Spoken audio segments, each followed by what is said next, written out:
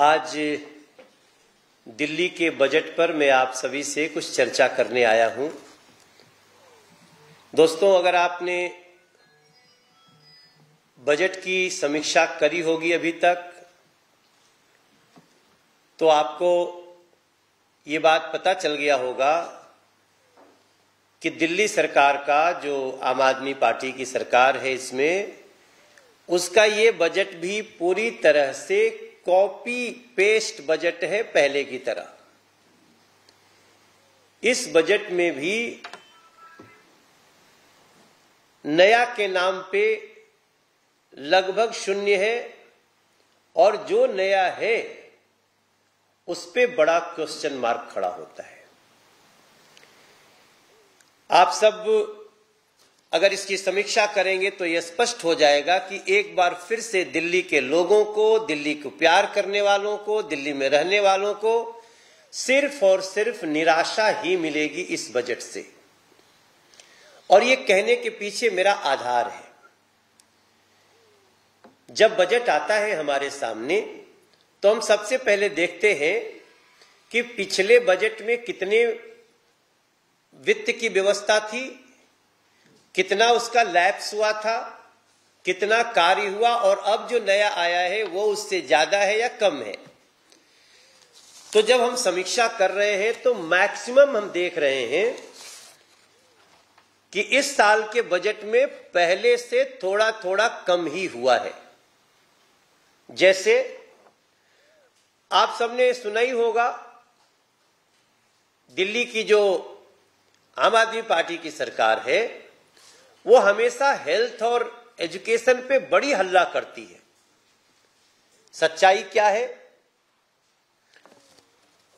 अभी सच्चाई ये है कि 2022-23 का हेल्थ का बजट था 9,769 करोड़ और 23-24 का जो बजट आया है उसमें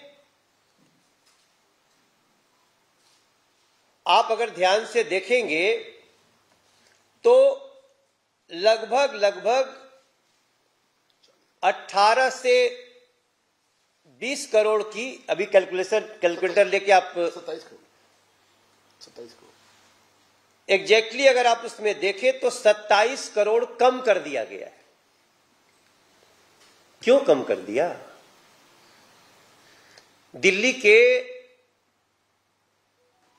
जो स्वास्थ्य समस्याओं से ग्रस्त लोग हैं उनके साथ ऐसा व्यवहार क्यों? अभी तो पहले से अस्पताल और ज्यादा भरने लगे हैं, अभी तो पहले से ज्यादा बेड की और कमी होने लगी है, अभी तो पहले से ज्यादा स्वास्थ्य संबंधी समस्याएं बढ़ रही हैं दिल्ली में। फिर आपने 27 करोड़ रुपए कम क्यों कर दिया?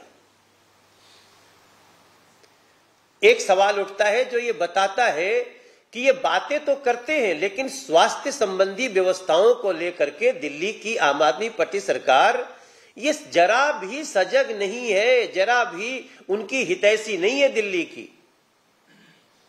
दूसरा विषय, एजुकेशन पर बहुत सारी बातें होती थी। एजुकेशन में इनका पिछला जो बजट था वो है 16,575 करोड़। इस साल का बजट है, क्षमा करिएगा, एजुकेशन पे जो इस साल का बजट है वो 16,575 करोड़ है। इसमें पिछला जो बजट है लगभग उतना ही है। लेकिन अब सवाल उठता है कि आपके 16,575 करोड़ के बजट के बाद भी दिल्ली में एक भी नया स्कूल क्यों नहीं खुल पा रहा है? दिल्ली में जनसंख्या तो बढ़ रही है, हर जगह की बढ़ रही है, तो दिल्ली की भी बढ़ रही है, तो दिल्ली में एक नया कॉलेज क्यों नहीं खुल पा रहा है? यूनिवर्सिटी की तो बात ही दूर है, आप घोषणा भी करते हैं, जहां के वीसी भी बना देते हैं, उसकी सच्चाई लोगों के सामने है। बट कॉपी पेस्ट जो हमने कहा उसके आधार पे ये बजट का पैसा जा कहां रहा है?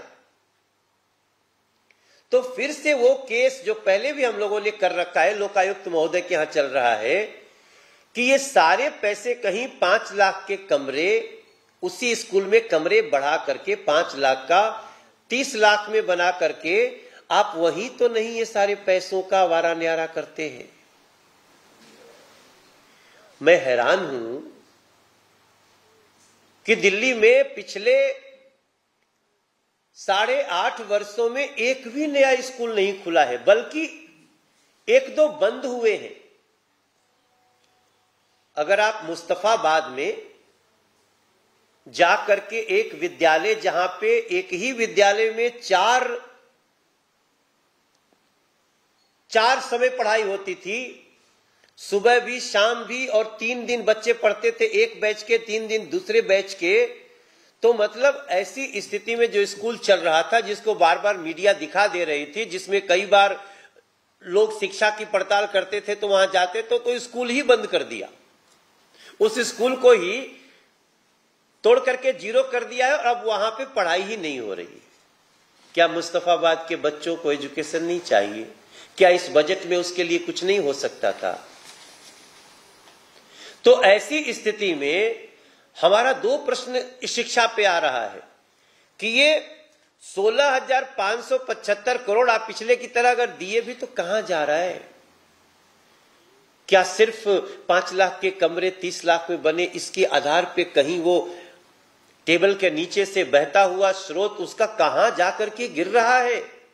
लेकिन हमें विश्वास है कि लोकायुक्त महोदय के कोर्ट में यह केस है और निश्चित रूप से उसकी जांच होगी ही। लेकिन आप सबको बताना और आप सबका सोचना दिल्ली के लोगों के साथ बड़ा आवश्यक है कि इसके बाद भी नया स्कूल नहीं, नया कॉलेज नहीं, यूनिवर्सिटी की तो बात ही छोड़ दीजिए। अगला बिंदु ट्रांसपोर्ट सेक्टर का है। अब ट्रांसपोर्ट सेक्टर का तो आलम यह है कि नई बस तो छोड़िए, जो चलती थी वो भी डंप है। और अगर आप दिल्ली में किसी बस के पीछे अपनी गाड़ी या मोटरसाइकिल लगा दिए ना, तो बीच में कभी भी धुआं का एक गुच्छा आएगा और बेहोश होकर गिर सकते हैं सर। तो अब जैसे ही लोग दिल्ली में डीटीसी की बस देखते हैं तो सोचते हैं कि इससे थोड़ा दाहिने ही चलो, पता नहीं कब रुक जाएगी। और बजट बढ़ाने की जगह उसमें और कम किया गया है। पिछले साल 2022-23 में यह बजट था 9,539 करोड़ और अब कर दिया गया है 9,333 करोड़। इसका मतलब कि लगभग 200 करोड़ से ज्यादा कम कर दिया गया, 206 करोड़। अब इसमें समीक्षा करने के लिए किसी रॉकेट साइंस की जरूरत नहीं है। जिस सेक्टर में सबसे ज्यादा सजगता की आवश्यकता है, अभी आज हम समाचार में पढ़ रहे थे कि दिल्ली के इन सरकारी बसों के ड्राइवर महिलाओं को देख करके बस ही नहीं रोक रहे। क्यों? क्योंकि महिला बैठेगी तो उससे भाड़ा नहीं लेना है, तो बस ही मत रोको। अरे भाई, वो महिला का तो ख्याल रखना चाहिए, उसके लिए तो आपको स्पेशली बस हाथ दे महिला तो थोड़ा सा स्टैंड के आगे पीछे भी रोक दो।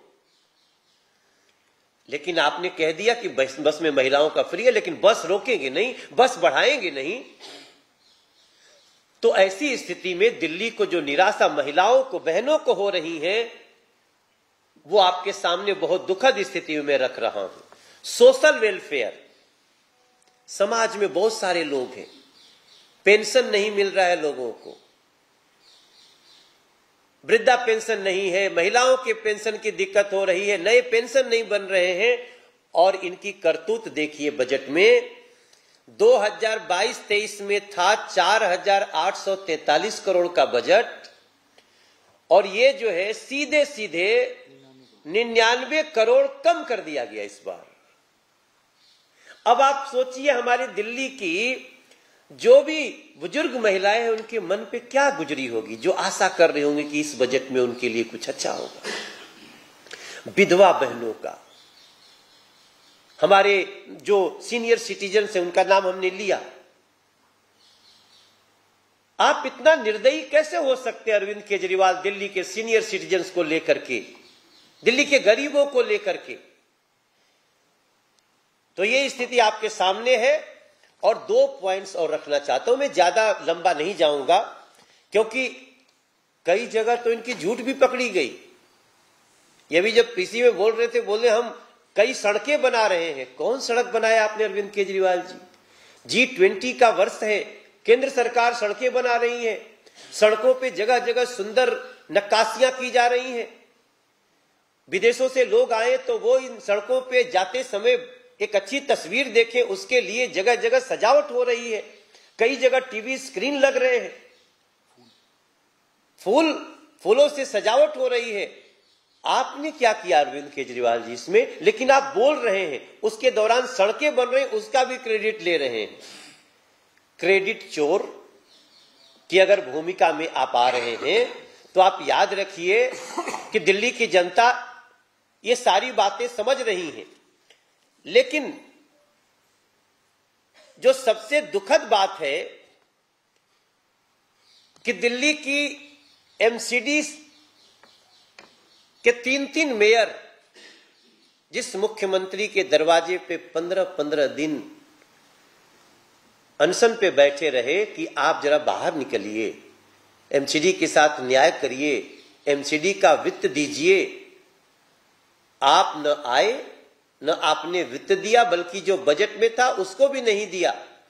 और ऐसा क्या रॉकेट साइंस हो गया कि इस साल एमसीडी के बजट में डबल की बढ़ोतरी हो गई।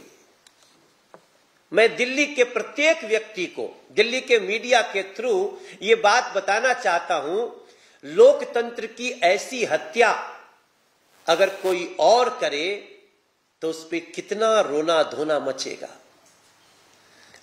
आपको एग्जैक्ट डेटा देते हुए मुझे बहुत दुख हो रहा है कि पिछले साल सिर्फ 4,374 करोड़ जहां एमसीडी का बजट था, वहां इस बार 8,241 करोड़ बजट कर दिया गया है।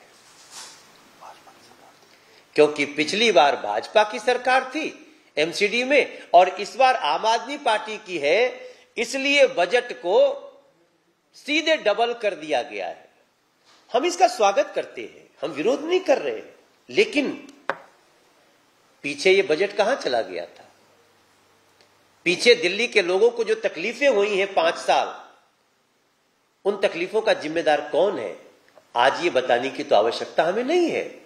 अरविंद केजरीवाल ने खुद से अपना वो काला चेहरा दिखा दिया है कि हां, हमने रोका था बजट, हम सफाई कर्मचारियों का पैसा नहीं देते थे, हम शिक्षकों का पैसा नहीं देते थे, हम हेल्थ कर्मचारियों का पैसा नहीं देते थे। क्या बिगाड़ लेगी दिल्ली? जो बिगाड़ना है बिगाड़ ले। क्योंकि इस बार उनकी सरकार बन गई एमसीडी में तो सीधे 4,000 करोड़ से ज्यादा बढ़ गया। अरविंद केजरीवाल जी, शायद आपको पता नहीं कि दिल्ली के लोग जब आपका ये चेहरा समझेंगे तो फिर उनको पता चलेगा कि ये व्यक्ति अपनी राजनीति के लिए सफाई कर्मचारियों को, एमसीडी के शिक्षकों को, हेल्थ कर्मचारियों को और दिल्ली की जनता को मार भी सकते हैं, भारी दर्द दे सकते हैं। मगर हम सच्चाई आपके सामने दिखा रहे हैं और यही लोकतंत्र की हत्या कही जाती है। सरकार जिसकी बने उसका उतना बजट मिलना चाहिए, लेकिन अगर अरविंद केजरीवाल जैसे व्यक्ति उस वित्त पे बैठ गए हैं तो वो भेदभाव करेंगे और ये दिल्ली ने देख लिया है। एक अंतिम विषय है, यमुना पार डेवलपमेंट बोर्ड होता है। इस बोर्ड पे यमुना पार के विधायक बहुत असंख्या में अपनी काम कराते थे और ये बजट लगभग पीछे 1,200 करोड़ का हुआ करता था। आपको जान करके दुख होगा कि 1 रुपया भी जमुना पार विकास बोर्ड को नहीं दिया अरविंद केजरीवाल ने। क्यों? क्योंकि वहां ज्यादातर बीजेपी के विधायक हैं जमुना पार में। आप कल्पना कर सकते हैं कि कोई व्यक्ति इतना क्रूर हो सकता है जो बातें तो मीठी मीठी करता हो लेकिन इतनी क्रूरता दिखा सकता है कि जमुना जी का जो भी हो, I don't care, I am Arvind Kejriwal.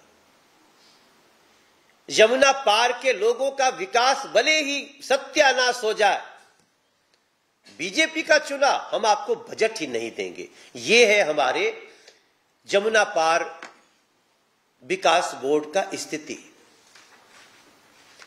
अब इतनी सारी चीजें आपके सामने रखते हुए, अभी बहुत सारी चीजें हैं जिसमें मैं चाहता हूं आप समीक्षा करेंगे, हम भी समीक्षा करेंगे, हम लोग बात करेंगे।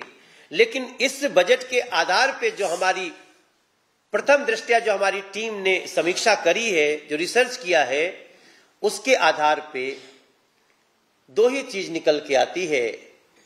कॉपी पेस्ट कर दिया, कुछ भी नया करने का समय नहीं और कुछ भी नया करने का विजन भी नहीं है। Arvind Kejriwal ji is totally visionless chief minister.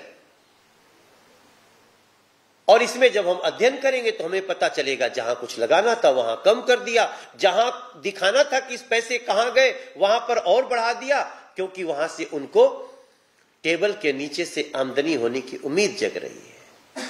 तो ऐसी स्थिति में भारतीय जनता पार्टी अरविंद केजरीवाल सरकार के, आम आदमी पार्टी सरकार के दिल्ली बजट को न सिर्फ निंदा करती है बल्कि उनकी इस क्रूरता को दिल्ली के सामने रखती है। और हम आशा करेंगे, हम चाहेंगे कि इसमें और कोई एजेंसी हो जो दिल्ली सरकार के इस क्रूरतापूर्ण कदमों को, उनको कुछ इंस्ट्रक्शन दे सके तो इसमें इंटरवीन करना चाहिए, क्योंकि ऐसे लोकतंत्र की हत्या करके हम दिल्ली के लोगों को राहत नहीं दे सकते। हम बहुत निराश हैं। धन्यवाद भाई। इधर कोई प्रश्न हो तो? मेरा प्रश्न है कि कूड़े के पहाड़ों पर खूब राजनीति हुई और आज दिल्ली के नए वित्त मंत्री ने जो बजट पेश किया उसमें 2 साल में कूड़े के पहाड़ खत्म करने का उन्होंने लक्ष्य रखा है। लेकिन इसके साथ साथ में केंद्र सरकार भी वो अपनी भूमिका वो निभा रही है। वो भी तो इसमें हम उसको किस तरह से देखते हैं? ये केंद्र सरकार खत्म करेगी या दिल्ली सरकार करेगी ये कूड़े के पहाड़? हमने पहले से कहा था, आप याद करिए, इन लोगों ने क्या कहा कि हमें आप एमसीडी में लाइए, हम अगले 5 साल में इस कूड़े के पहाड़ को खत्म करेंगे। तब हमने कहा था, प्रेस कॉन्फ्रेंस किया था, क्योंकि हम सरकार किसी की हो, हम भेदभाव करने वाले लोग नहीं हैं। तो हमने तभी कहा था कि हमने ऑलरेडी इसको लगभग 80 मीटर की ऊंचाई खत्म कर दी है और हम अगले 2 साल में इसको 0 कर देंगे। और उसके लिए माननीय एलजी महोदय लोकल गार्जियन के रूप में लगे हुए हैं। हमारी केंद्र सरकार, नितिन गडकरी जी का बयान सुनिए, इनके एमसीडी में आने के बाद भी हम जो वहां कार्य कर रहे थे, हमने उसकी स्पीड बढ़ाई है, कम नहीं की है। और हम तब भी कह रहे थे कि हम इसको 2 साल में खत्म कर देते। आज वही डायलॉग इन्होंने पेस्ट किया है कि हम 2 साल में खत्म करेंगे। ये तो सौभाग्य है कि नरेंद्र मोदी जी देश के प्रधानमंत्री हैं, यूनियन टेरिटरी है, हम वो काम तो कर ही देंगे। लेकिन जो काम आपने यमुना जी को 5 साल में करके तारीख पे तारीख दिया, उसका भी तो जिक्र कर देते। पानी साफ जाएगा उसका भी तो जिक्र कर देते। हम यमुना जी के पानी को, जो नाले गिर रहे हैं उससे मुक्त कर देंगे, ये भी तो बता देते। तो वो कुछ नहीं होगा। वो वही कहे हैं जो हम कहे थे और हम आज भी कहते हैं। सरकार भले हमारी एमसीडी में नहीं बनी, मगर केंद्र की जो भूमिका है, जो हमारे यूनियन मिनिस्टर नितिन गडकरी जी की वहां के मिट्टी को, राख से मिट्टी बना करके उसको सड़कों में डालने की योजना है, हम उस पे जरा भी कोताही नहीं बरतेंगे। और हमने जैसा कहा था, हम 2 साल में पहाड़ को खत्म करेंगे ही करेंगे, भले उसका क्रेडिट लेने के लिए क्रेडिट चोर आ जाए। जी, किसी का प्रश्न? सवाल ये, उन्होंने बजटबाजी के दौरान ये आरोप लगाया कि केंद्र सरकार दिल्ली के हिस्से में जो पैसा है वो रोक रही है, वो दिल्ली सरकार को नहीं मिल रहा है। 6400 करोड़ रुपए मिलने चाहिए, लेकिन 321 या 25 करोड़ ही दिल्ली सरकार को मिलते हैं। अब इससे बड़ा सफेद झूठ क्या हो सकता था? आपका बजट जो पिछले साल था उससे कमी हुई है क्या? आपके उसके पहले का जो बजट था उसमें कमी हुई है क्या? तो जो आपका बजट जैसा, जितने इन टोटालिटी, तो जो बजट है लगभग 70,000 करोड़ का, एग्जैक्टली मेरे उस लाइन पे मत जाइएगा क्योंकि मैं लगभग 70,000 करोड़, दैट इज 69,000 समथिंग। तो आपको बताऊं कि केंद्र सरकार कभी ऐसा कर ही नहीं सकती, वरना हमारे लिए क्या था। हम आज अगर हम चाहते कि भेदभाव करना है, हम कूड़े के पहाड़ में जो सहयोग नहीं करेंगे तो दिल्ली की सरकार अकेले कहां से कर पाती है। हम भेदभाव नहीं करते। मैं इसी में ऐड करना चाहूंगा मनोज जी, आज ही के बजट में, मैं पुरानी बात नहीं कर रहा, मैं आज ही के बजट में जो इन्होंने अपना रेवेन्यू दिखाया है, कहां से रेवेन्यू आएगा, if you see that budget, उसमें क्या लिखा है? उसमें लिखा है कि 1050 crore from the non tax revenue, 10,000 crore from a small saving loan, 622 crore capital receipt, and now point to be 3,802 crore from the GST compensation. Point number 1. Point number 2, 3,167 crore from the centrally sponsored schemes only. 3,167. I'm repeating again. Central sponsored schemes से उनको मिलेगा 1,168 crores will be funded from the grant in aid from the government of India. ये है सच्चाई और खुद बता रहे हैं। हम भेदभाव नहीं कर सकते।